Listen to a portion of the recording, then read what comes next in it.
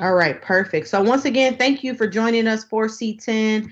This event really seeks to connect students with employers that I consider to be diversity centered and opportunities that you all might not know exist. Some of these companies and organizations have really great opportunities that are overlooked because we're only looking according to major. But you don't even know how your transferable skills could really allow you to land some of these positions. So I have three employers featured today that are very excited to talk to you. We've already put information in the chat, so feel free to explore that. But just so you know, we are transitioning into the summer. Unfortunately, I'm an adult. I don't get a summer break unless I take time off. So I will still be working, me and all my colleagues. So just so you know, we will have services going in the summer. We'll be offering career coaching, leadership coaching, mock interviewing, and then Big Interview is a software that you all have access to 24/7. It is Big Interview slash Ohio University. I just forgot the website, y'all. Usually I'm pretty slick on my feet. But if you Google Ohio University Big Interview, you should be able to get to our portal. It's also on our website, the CODC's website. But what Big Interview is a tool where you can independently practice interviewing. I mean, it'll give you tips on how to answer those questions, and you can also listen to yourself. That way, you're aware of how you answer the questions. If you're a heavy ummer, you will find out very quickly if you're a heavy ummer. So definitely use that as a tool because sometimes we need to hear what we're saying in order to perfect that skill. My specific coaching availability, I will be taking appointments on Monday and Thursday from 1 to 5. I don't believe y'all are going to wake up early in the summer. I just don't have faith. So I have put my blocks in the afternoon to hopefully increase the amount of students that I can touch. If you forget, you can always visit Handshake. My calendar is already available all throughout the summer. You can always email me as well. Additionally, I did want to point out our YouTube channel, y'all. The CLDC's YouTube channel is jumping. I need you all to know that. We have a lot of recorded webinars. Some of our previous C10s have been recorded. Some of my other events that I have done is also recorded, all with this focus on diversity, equity, and inclusion in the workplace. So definitely, if you want to check out the other C10s, which highlight companies that are diversity centered, they presented on some of their internship opportunities and jobs. Check that out. If you want to move out of state, Interstate 1804, there's two of those. Great to hear about alumni who have relocated for positions. The Black Excellence panel is also a really good one. This one was really interesting this past January. And then last summer, me and my colleagues did a presentation on how to refine the job search to look for remote opportunities. So definitely, please feel free to check that out. That is still relevant information. If you want to meet through career coaching and talk about that presentation, we definitely can. But there's some good gems in that. So please, our YouTube name is Ohio CODC.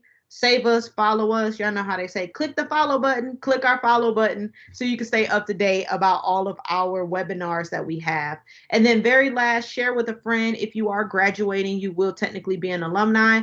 The Alumni Center is throwing a alumni career fair.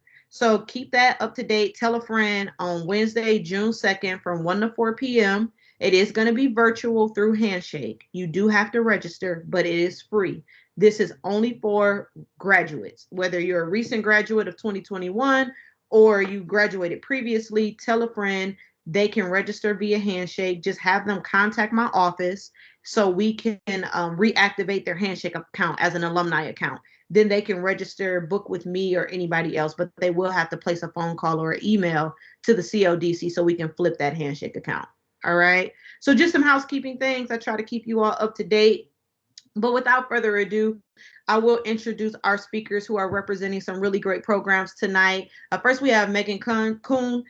She works for the U.S. Department of State, but she is specifically over the Virtual Student Federal Service Program. I just call it VSFS, y'all, because I could never get the actual name out. So you could just call it VSFS. But she will break that program down for you. It is a really great opportunity. I learned about it last summer and wanted to share it with you all. Then we have Lou Finter. He's a Detroiter like me. So Lou is kind of my favorite right now, unintentionally, just because, y'all, I'm in Ohio and there's not a lot of Michigan people. So we actually were having a good conversation about Detroit before you all joined. But he also works for the U.S. Department of State, but he specifically works with the Foreign Service internship programs and the fellowships. Fellowships, y'all, are money. Y'all heard of scholarships? Fellowships is money. So therefore, you need to make Lou your best friend. And then very last, but certainly not least, we have Jake Osborne. He works for Enterprise. So you all are not old enough to rent cars. But once you hit 25, you can rent a car and they won't make you buy that special insurance for crashing it. But you could definitely look to Jake to tell you about their manager and training program. I have two individuals that I know personally, Black males at that have gone through this program and that are thriving in their positions. So I had to bring Jake because if my frat brother and one of my closest friends are doing great, I can only say that this is a great program. So I want you all to hear about this program, which will essentially lead to full-time employment if you do the job right. So without further ado, I will allow you all to pick your order. Megan, I feel like they're going to tell you ladies first, so I'll just put that out there. But each of them will have 10 minutes, and then at the end, it will be open dialogue for questions. So definitely write your questions down, and please take notes because these are some gems that you don't want to miss.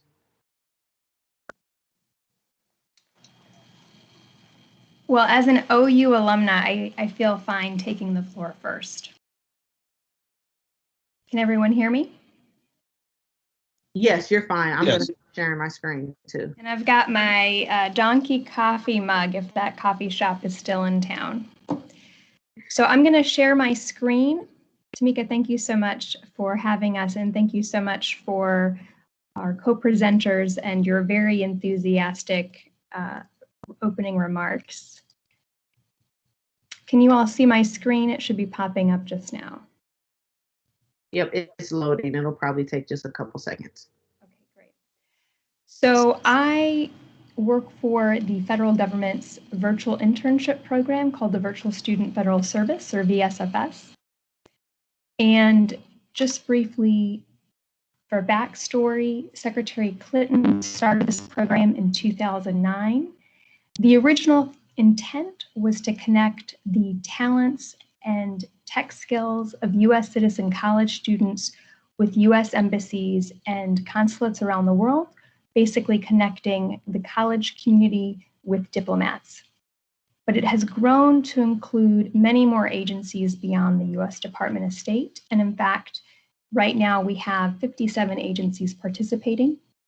To give you a sense of how many students participate, that first year, 2009-2010, consisted of 44 in-person interns who agreed to be guinea pigs and try out this virtual concept.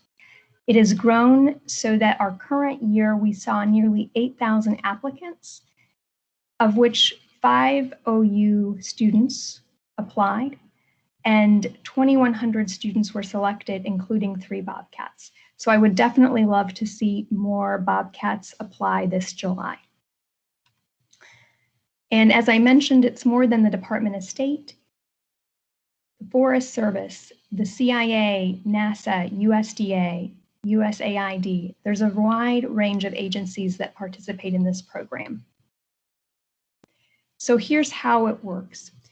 If you are a U.S. citizen who has graduated high school and are enrolled in any level of a college or higher education program, you're eligible to apply. So if you're a senior now and you intend to be in graduate school next year, you're still eligible. Any major certificate or degree program is welcome. The majority of our participants are undergraduates, but we do have some agency projects that are specifically geared towards graduate students, PhD candidates, and law school students.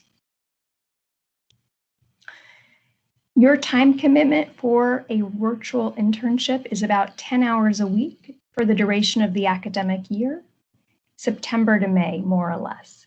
And you're using your own equipment. These internships are unpaid, but they may be eligible for course credit. So the feedback that we receive from students about why they participate in VSFS is that, number one, it allows them to be taking classes, to work full-time or part-time.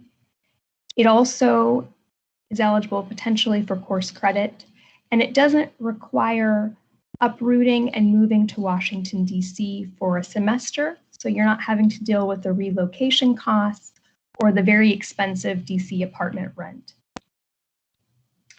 Of course, you'll also have career development and mentoring opportunities as you would with any internship. But what's really great about a program that runs nearly a year long is that you really get to dive deep in your projects and become subject matter experts. And you really have a chance to get to know your project mentors. So this is the timeline for you to keep in mind. In May and June, federal employees will submit their projects. And then in July, you will apply via the usajobs.gov website. I'll talk a bit more about that application process in a moment, but essentially after you apply, mentors review resumes, conduct interviews, and make selections in August, and you begin working together in September. So here are a couple best practices. The usajobs.gov website is not the most exciting experience you will have this summer. So I recommend that you work on your profile and resume for that site now. And just to note, you can't upload your existing PDF resume or Word document resume. You'll actually have to use the resume builder on usajobs.gov. That whole process typically takes about an hour. So I recommend starting now or long before the July deadline so that you're not stressed.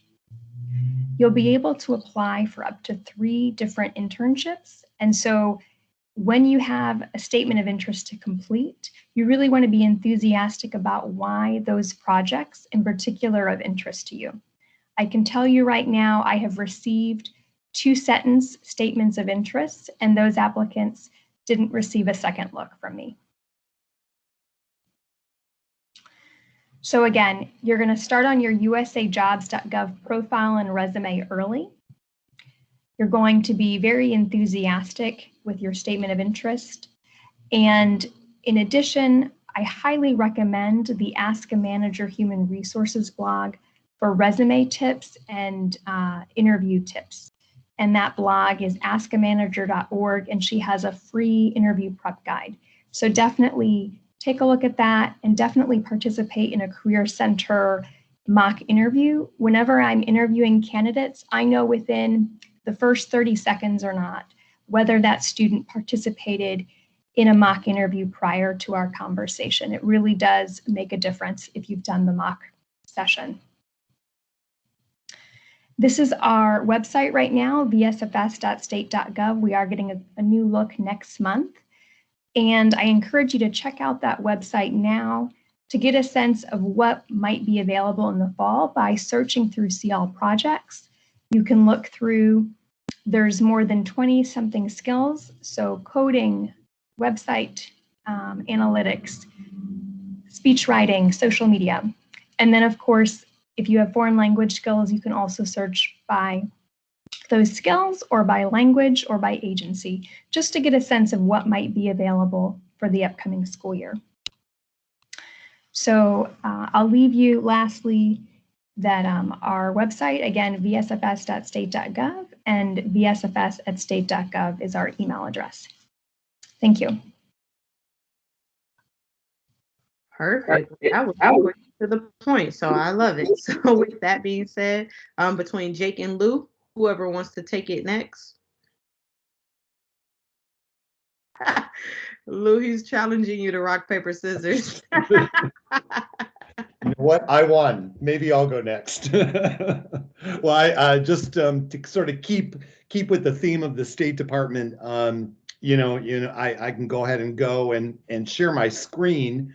What I'd like to do while the screen is loading is just telling you a little bit about myself. I'm a Foreign Service officer who is currently serving as the diplomat in residence for the North Central region. So that's Michigan, Ohio, Indiana, and Kentucky. I'm actually based in Detroit. I live in Detroit and have an office at the University of Michigan in Ann Arbor, but travel around the region. Normally during pre-COVID times, I would actually visit Ohio University among many other schools in the region and meet with students and talk to students about our programs. we're a network of diplomats in residence all over the United States. And so each of us has a particular region. So if you're going away for the summer and you don't live in this region, you can reach out to the DIR who handles your region and connect with them at our careers.state.gov website that I put in the chat box, /DIR, or diplomat in residence. For some reason, my screen is not loading, and I don't know why. But anyway, I'll just keep talking. We have three really very different kinds of programs. Student programs, which are fellowships, internships, and scholarships. We have career programs, which are civil service and foreign service. And then we have a program that's really between sort of the career type program and the student program, and that's our Consular Fellows program. So I'll just start with our student programs, and I want to highlight two of them. We have many others, but two of them that are very much diversity focused. Those are the Pickering and Wrangell programs and the U.S. Foreign Service Internship Program. If you are a senior, or even if you're out of school, if you're planning to go to graduate school in a fall, the following fall, from the time you would apply for Pickering and Wrangell, you're eligible. So the central kind of eligibility for Pickering and Wrangell is that you be intending to go to graduate school the following year, the following fall, from when you apply for those two programs. These two programs are great because they give you $60,000 a year toward your graduate education that you can use for tuition, books, housing, really anything related to your study in graduate school. You do have to be in a program that's relevant to the State Department's mission.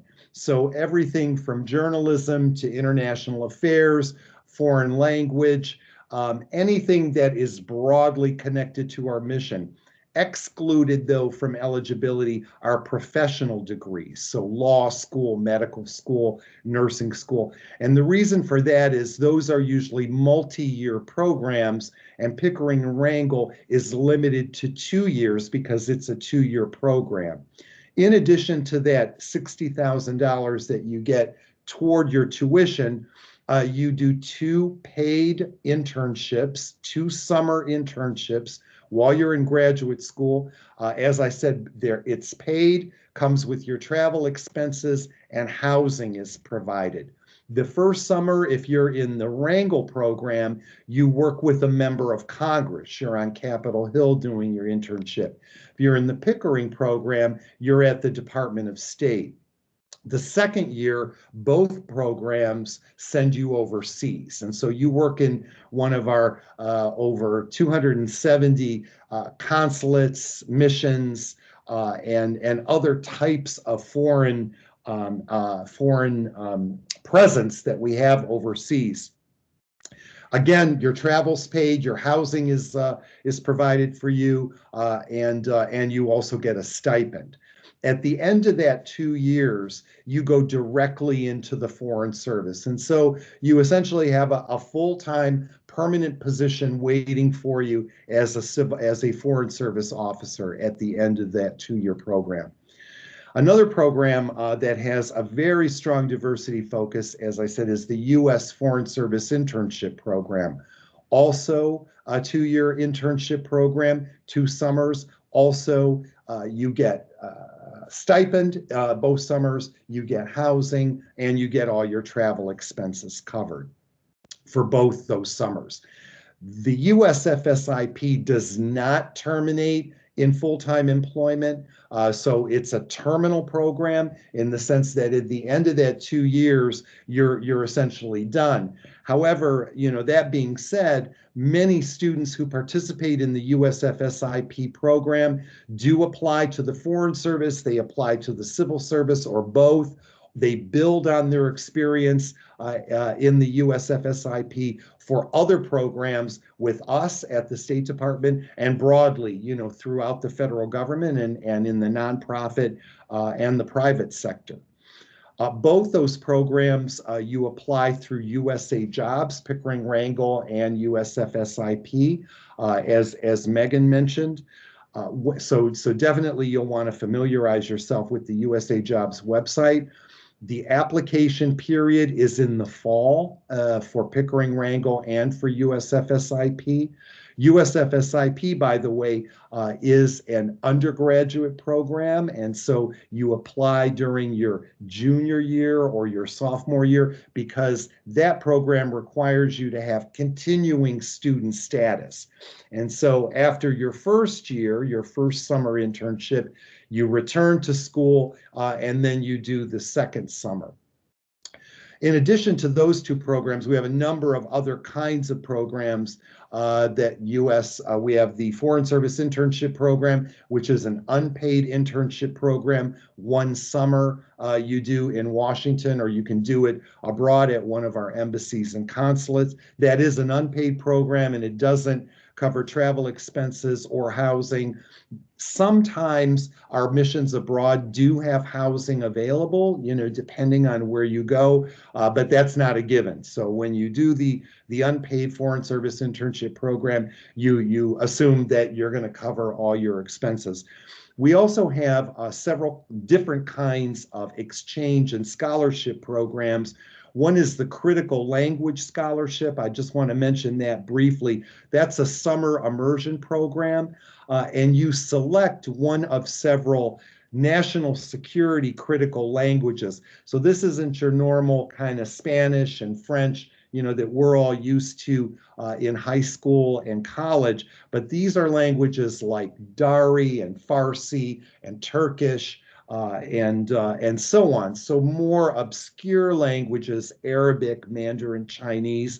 For many of these languages, you don't have to have any previous language study. Some of them you do, but for many of them you don't. So if you want to learn Farsi and you've never been exposed to it, you can apply for Critical Language Scholarship, covers your travel expenses, places you either with a family, in a dorm, at the institution overseas that you're learning the language, or off-campus housing for the summer, provides you with a stipend. So it covers all your expenses during the language program. There's no obligation when you're done with the language, so you don't owe the government, time or money when it's over. And you can travel at the end of the program, and many students do. So it's a great program if you want to pick up a language, studying in an immersion situation where you're living with a family. We sent a student to Tajikistan, to Dushanbe, in the CLS program to learn Farsi, the language they speak in Afghanistan, Iran, and Tajikistan. That's an out-of-the-way place, not a lot of Americans, so he was quite popular among all the students and also the people sort of in the neighborhood that he lived in. And then after the program was over, he traveled to Uzbekistan and Kyrgyzstan and visited all these countries on the Silk Road that a lot of Americans never get to see. So it was a great opportunity, and he made really lifelong friendships. So just briefly, I want to mention our career programs. As I said before, if you're graduating, not going to grad school, and you're looking for a career, a full-time job with the State Department, two different kinds of programs, civil service and foreign service. The difference between those two is civil service is primarily domestic and primarily at our headquarters. You go to USA Jobs, you see a job that you are interested in and that you are eligible for, you apply for it just like you would any other kind of government job, and you wait to be contacted for an interview if you make the short list and you meet the eligibility requirements. Foreign service, a little bit different. Foreign service starts with a test, the Foreign Service Officers Test. You can come from any background and be a Foreign Service officer. I work with Foreign Service officers who have degrees in performing arts, in music, even in culinary arts, believe it or not. The two factors that we look for are your motivation. Why do you want to devote your life to public service? as a Foreign Service officer. What is the reason you want to be in the Foreign Service? And also the personal qualities that you bring to the table. Things like cultural sensitivity, cultural adaptability, leadership, and so on. You do start with the test, the Foreign Service Officers Test, which is a general knowledge multiple choice test.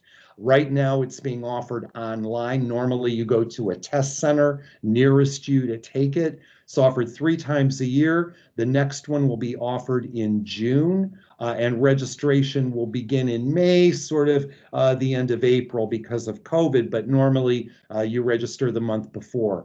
The last test of this year will be in October. Registration will be right around end of August and through September. And you register for this test on our careers.state.gov website. So that's kind of the central portal where you'll find everything about all the things I've talked about and a lot more. Tamika, am I at my 10 minutes? I haven't been watching the time. You're good, but Megan ended a couple minutes early, so it's fine. She ended like 5 minutes early, so it's cool. It's okay. Okay, well, then I'll just mention quickly the last kind of program we have. It's called Consular Fellows. Eligibility for that program is speaking one of 4 languages: Spanish, Portuguese, Mandarin Chinese, or Arabic. So if you speak one of those 4 languages, you're studying one of those 4 languages, you're eligible for that program.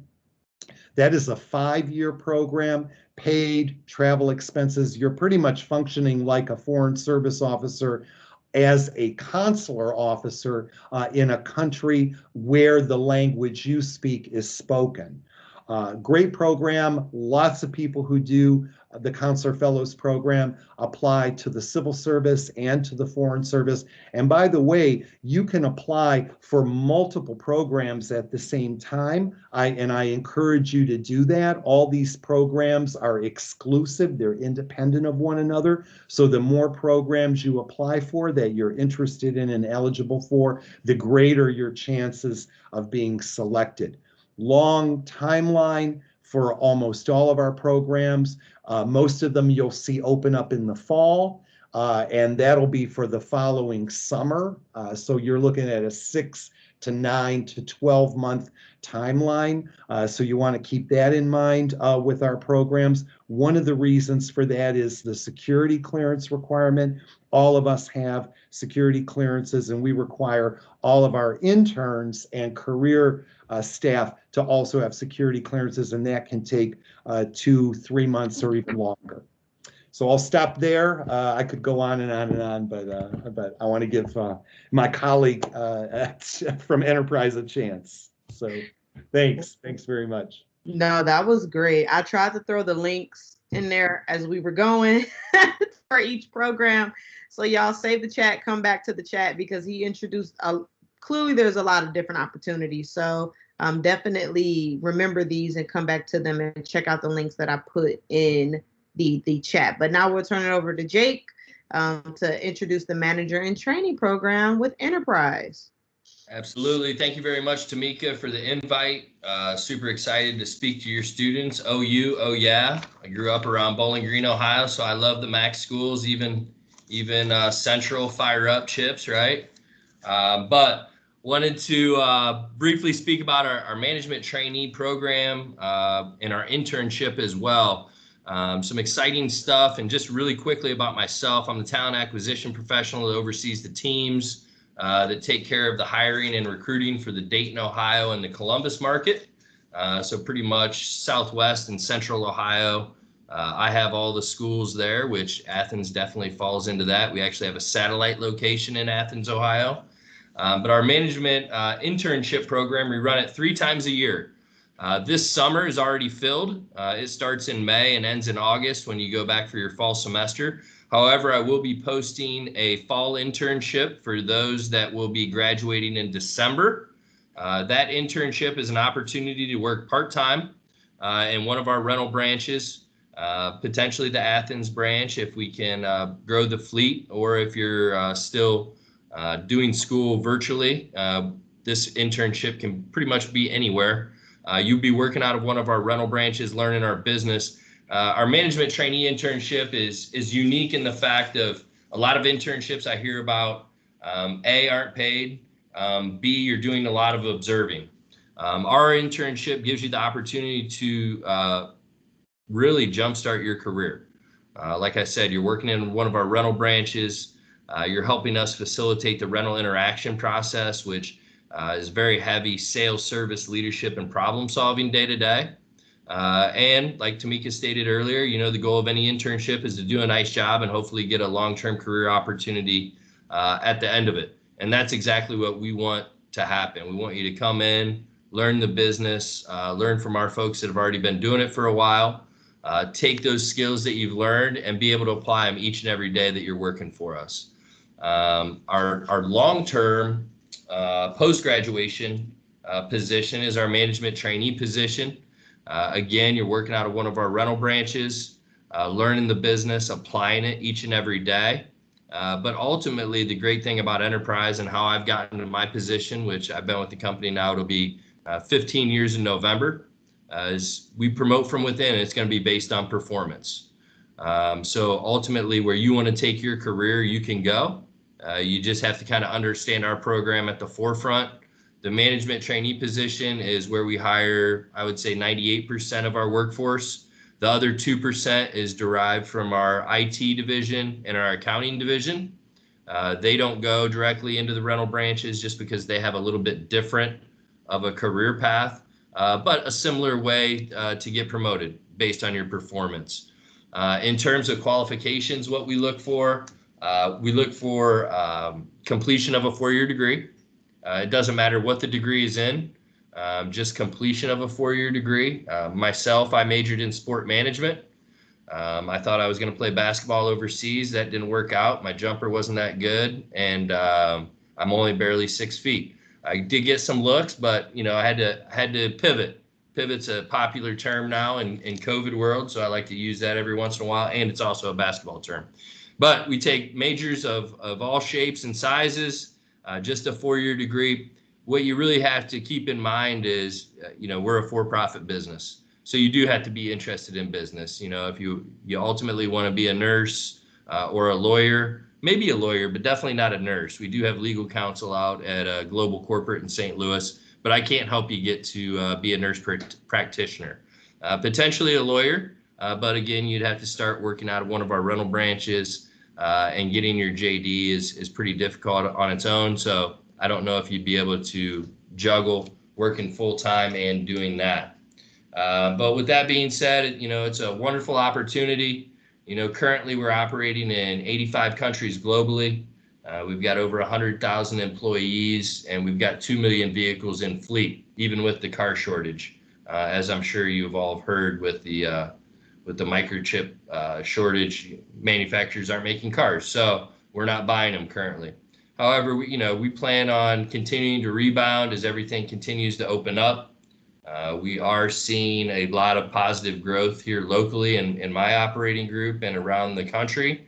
But that's another great thing about Enterprise. If you're not originally from Ohio, if you're from Michigan, and after you graduate, you want to move back home, we pretty much have rental branches within 10 minutes of 90% of the population in North America. We've got 10,000 locations here in North America currently, with expansion currently going on, not only in daily rental, but our truck division, car sales, all these other divisions we have to offer outside of daily rental.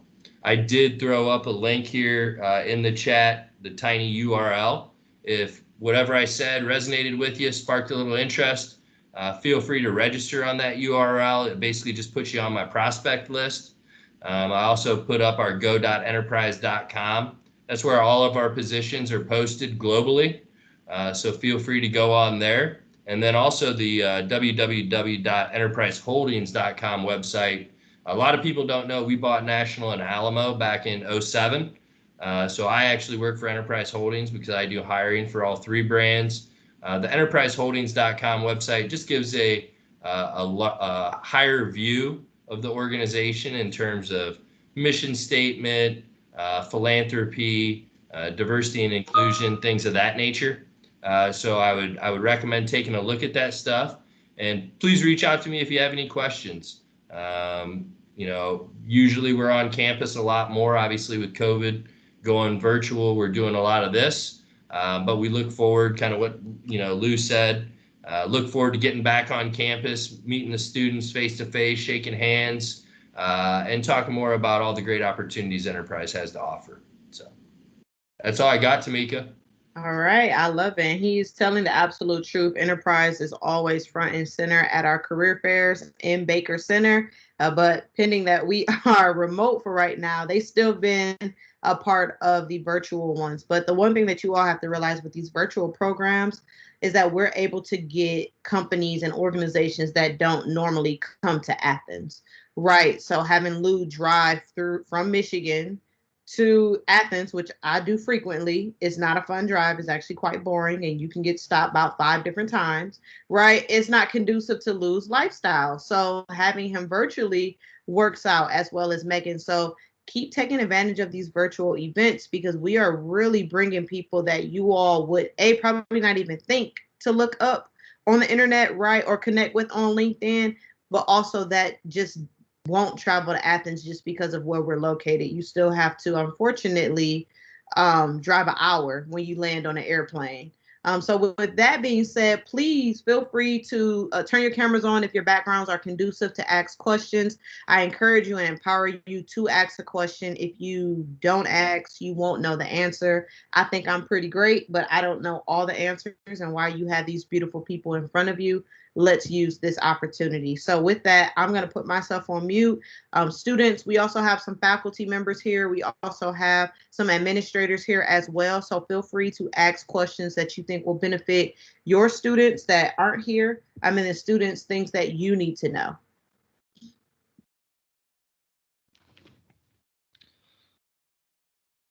Hello, my name is Judd Felix. I am a fifth year here at Ohio University in the Bachelor of Specialized Studies for Human Resources and Public Relations. My question is, this is a general question for all of the employees, but how has COVID not only affected how you perform your business, but what steps have you been taking in order to prevent something like this from happening again? Like in the case of something like COVID ever happening again, how is your company prepared from this unfortunate event in order to prevent something like this from happening again and reducing turnover rates in general? Jed, that's a great question. I started my role in April 2020 and have been remote the entire time. And the Department of State has been max telework for roles that are teleworkable during the duration of the pandemic.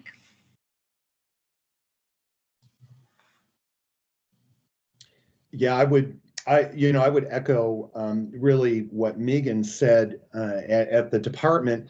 I have been at the department a long time, about 20 years, and technology can be a real challenge for me. I'm back from the era of typewriters and landlines.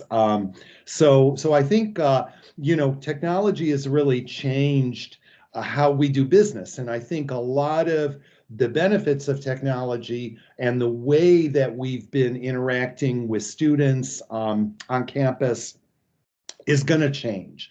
And I think that even after we all get through this, I think a lot of the elements of these sort of virtual interactions will continue, because as Tamika said, really does broaden our reach and give us an opportunity to talk to students that we wouldn't normally be able to, or that we would be much more limited in terms of travel time and things like that.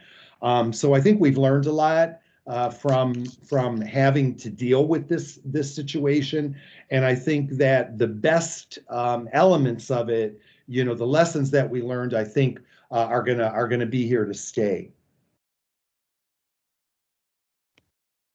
Yeah, that's great, Lou. I was going to touch on that as well.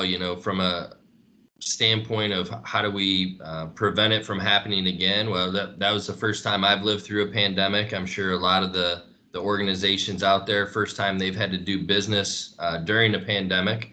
unless they were around since 1918 in the Spanish flu. But, from Enterprise's standpoint, we're the company that'll pick you up, right?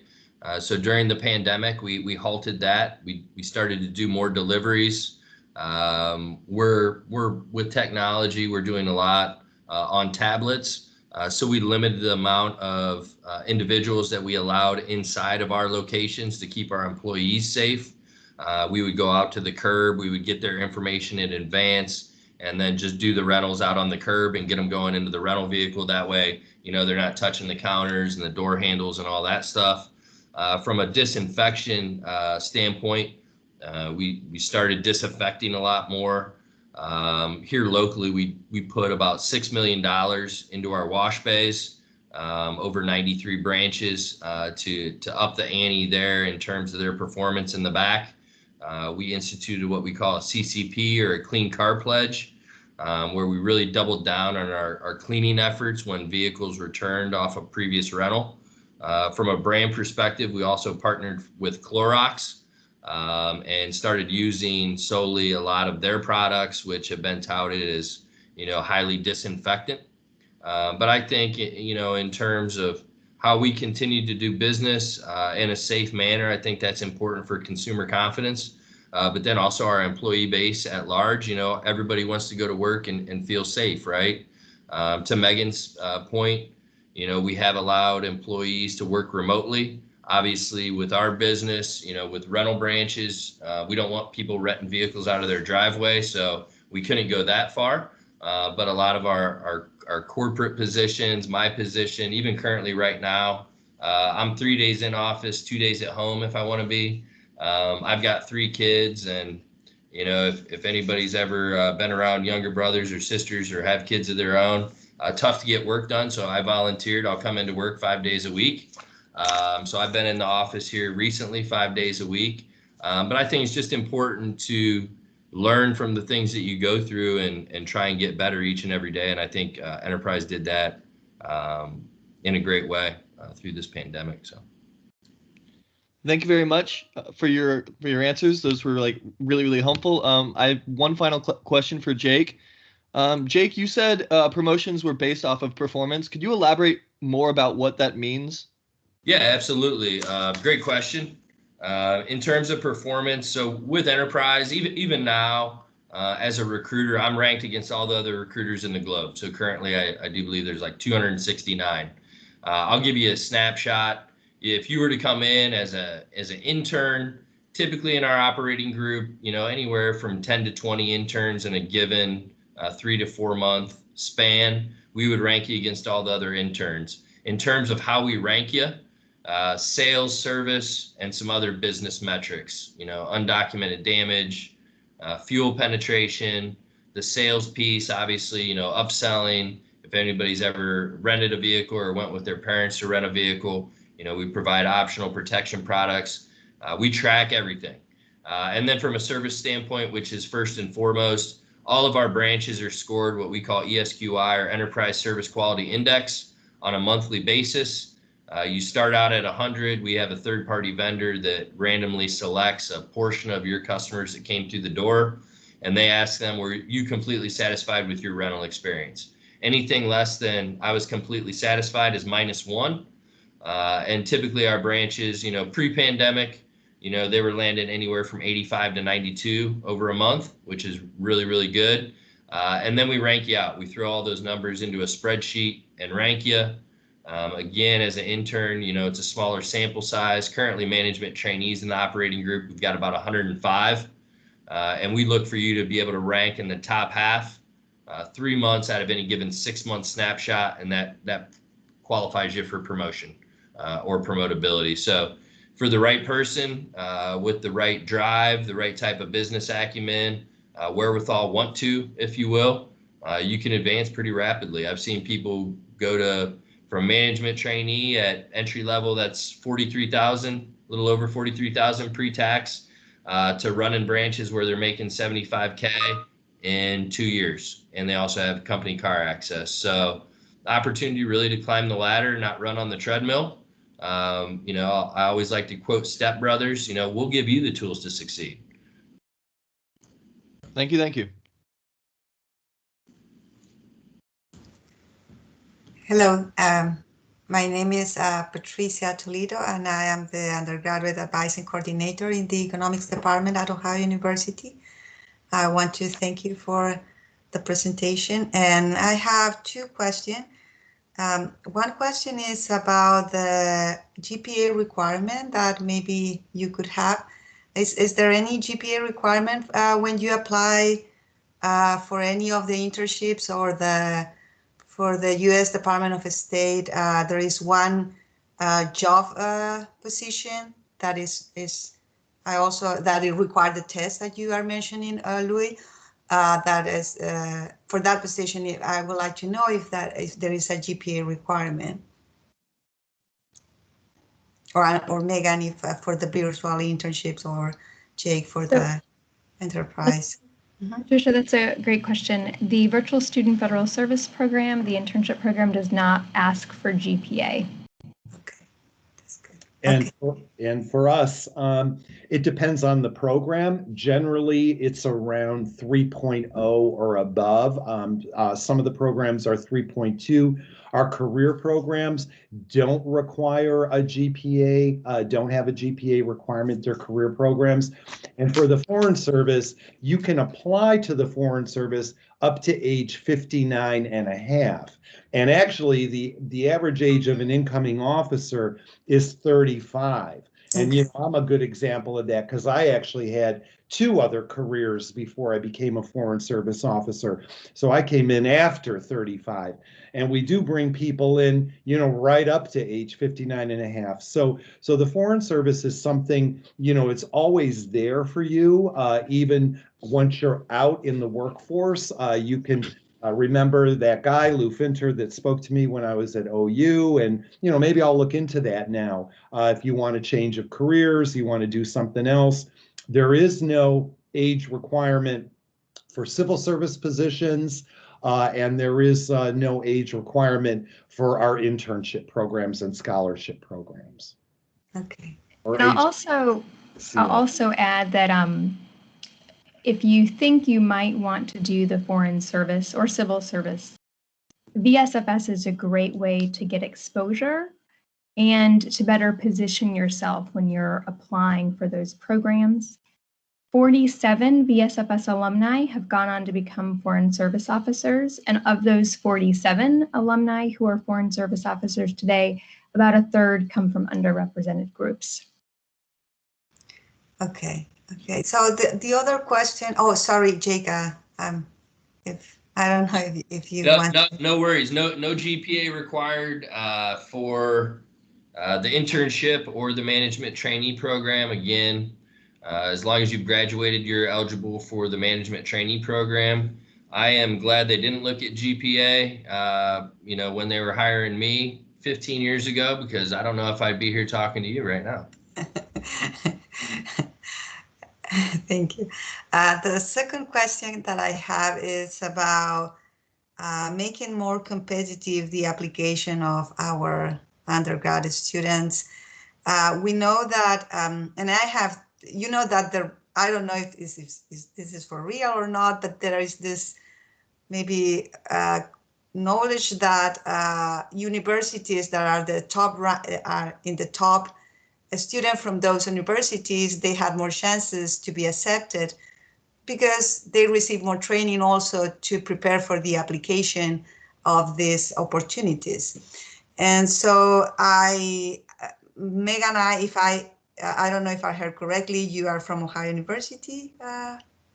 Yeah, so it's good to know that, but I would like to know how to advise my students to be more competitive. I know that the USA Jobs website has a wonderful webinar to practice for an interview, to create a better CV. So I'm aware about those opportunities, but I want to know if there is something else that the student can make to be more competitive. I know that the GPA also will make them more competitive, but I don't know if in your experience, I would like to know what other things could help them to be more successful with the application to compete with these graduates from top universities. So for the virtual student federal service, Patricia, is school neutral. We don't ask for the school name in the application process that the hiring officer sees. So unless the student applies with their ohioU.edu email address, or they mention that they attend OhioU in their statement of interest, that information is not automatically populated. And we intentionally did this, the way it's set up to be school neutral, we did that intentionally. But I would say, in terms of looking at the applications that I've seen, strong applicants are ones who have taken the time to have someone else review their materials, checking for grammar, checking for spelling. And then I would also say really honing in on why the position fits in with your interest and what your long-term goals are in that regard. But I would also say gaining internship experience of any kind is going to make you much more competitive further down the line for any kind of job as well. Okay, thank you. And I'll piggyback on what Megan just said. Grammatical errors, making sure those aren't on there. Tailoring your resume to the position that you're applying for. So you may want to have a couple different resumes lined up with the objective at the top can't be the same because two jobs really aren't the same, right? And then lastly, second to last, I would say, we do a lot of correspondence over the phone and through email with applicants, right? And just the timeliness of that correspondence and the professional nature of that correspondence goes a long way. Mm-hmm. And then lastly, the 4 Ps, you do get an interview, right? Or a phone interview. 4 Ps, preparation prevents poor performance.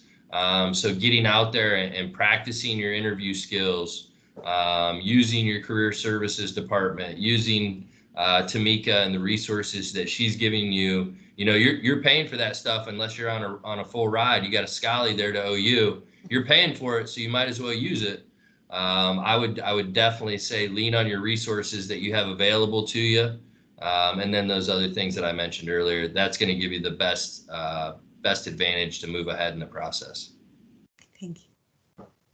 Yeah, I would just add, I totally agree with my two colleagues, but I would just add, I always tell students and applicants in general, cast a wide net. So everything that you're interested in, that you're eligible for, apply for.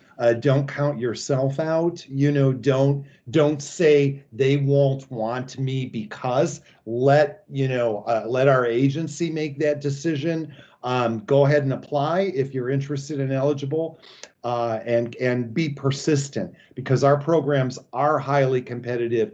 So, it's very common to take the tests multiple times to get into the Foreign Service.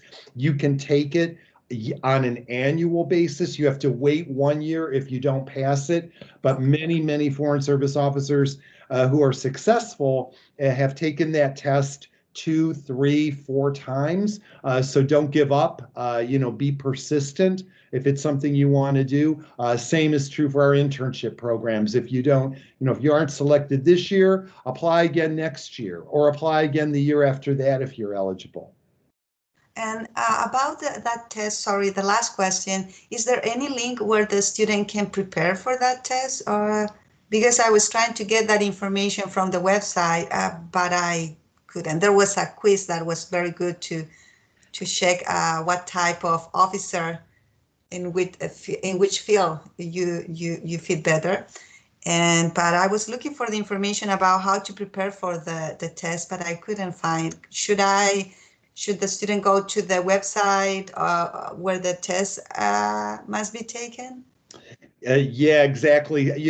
There's so much information on careers.state.gov. Sometimes it's a little bit hard to navigate because there's so many different programs. But if you go to careers.state.gov/FSOT, there's a lot of information there, as you mentioned, including a practice test that you can take that's a real test that's been retired from service. So that test was actually used at one time. There's also lots of information on the subjects that it covers. You can also find there some ways to study or ways to prepare for the test, although I personally don't think it's the kind of test you can really study for. You know, it's covering history and geography and political science, sort of all the things all of us already know. And so maybe brush up a little bit, you know, stay on top of current events. And you can also contact me, and I'm going to put my email in the chat box. You can reach out to me, and I'm more than happy to give you some pointers and some tips. We can't coach students. You know, it's an equity issue because then we'd have to do it for all students. But I can certainly talk to you about, you know, ways you can prepare in general and the kind of resources you can tap that'll help you kind of get ready. That will be great. Thank you. Thank you for that.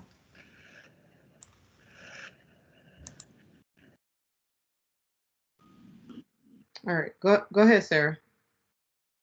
All right, thank you all for just taking the time out of your busy schedules to come and tell us about these amazing opportunities. I, for one, am really interested in the U.S. Foreign Service Internship Program, and I just wanted to know how, I know it'll be open on U.S. jobs like the third week of August, so I kind of wanted to hear how I can kind of just best prepare to apply for that, because like you said, it is a very competitive application process. So I just wanted to hear from you how I can best prepare. Sure.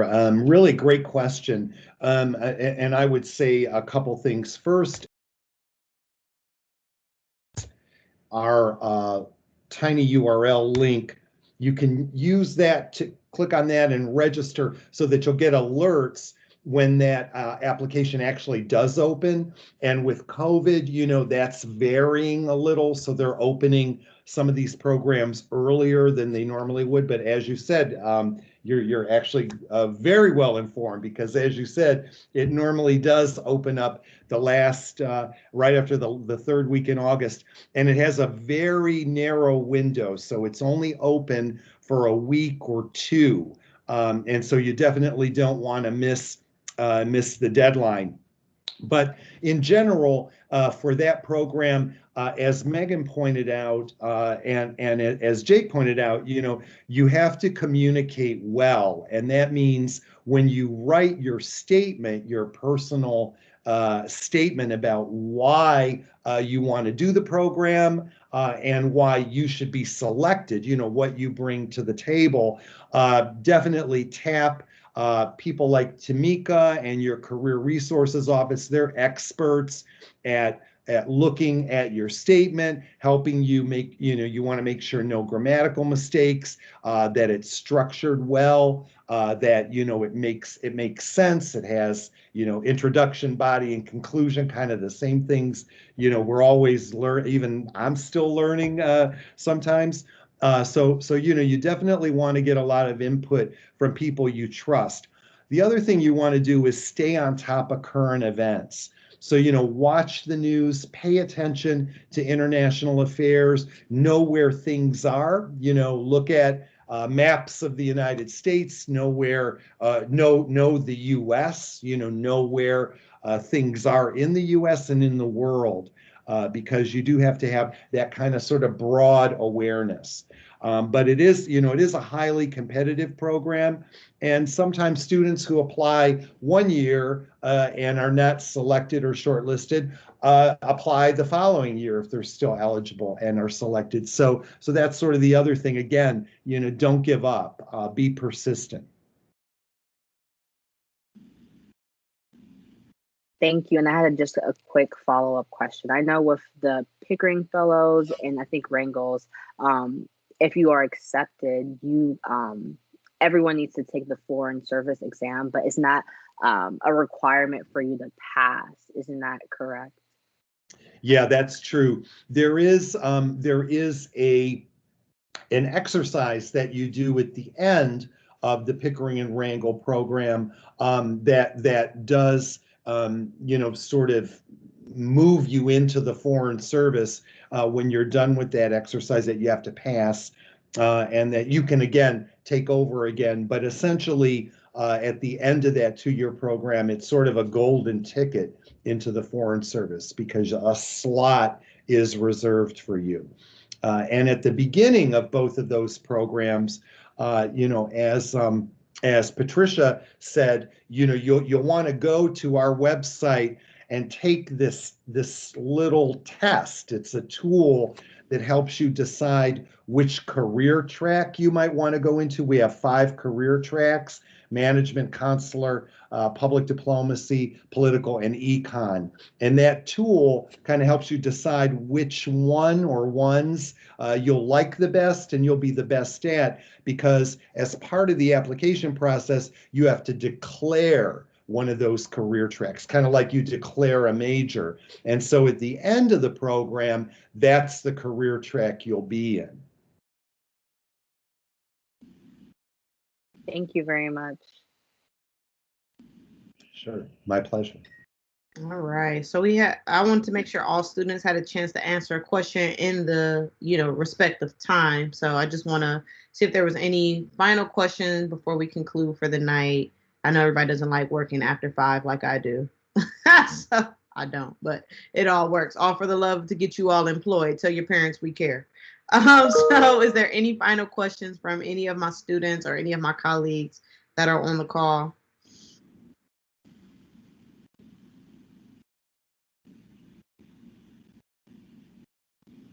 All right, gave that heavy pause. So I have placed, and I think they have placed their emails in this chat. So definitely follow up with them, email them from an email. You are going to check and be on top of that in regards to responding to them in a timely fashion. If you would like to meet with me or my colleagues in regards to how to sell yourself, then I would encourage you to do so. For those that apply for the Diversity First Showcase, you already know where I stand in regards to customizing your documents. So we can continue that conversation on how to tell your story through your documents, because everybody's going to submit a resume, but they all don't tell the same story. So definitely how you can make yourself stand out. But I hope this was informative. Tell a friend to check out our YouTube page, our YouTube channel, to view this video. Clearly, there's a lot of opportunities, and I hope you all learned something. And I hope we can say that one of you all or all of you all were able to snag these opportunities that are up and coming.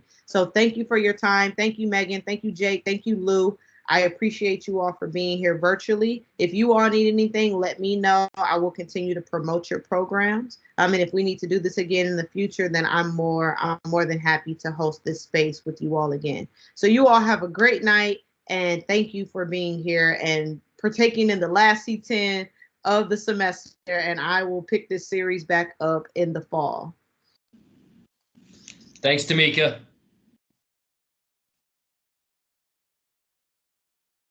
Thanks, Tamika. Tamika, thank you so much. You are such a fantastic MC. Oh, thank you, Megan. Thank you. That means a lot. I appreciate you all.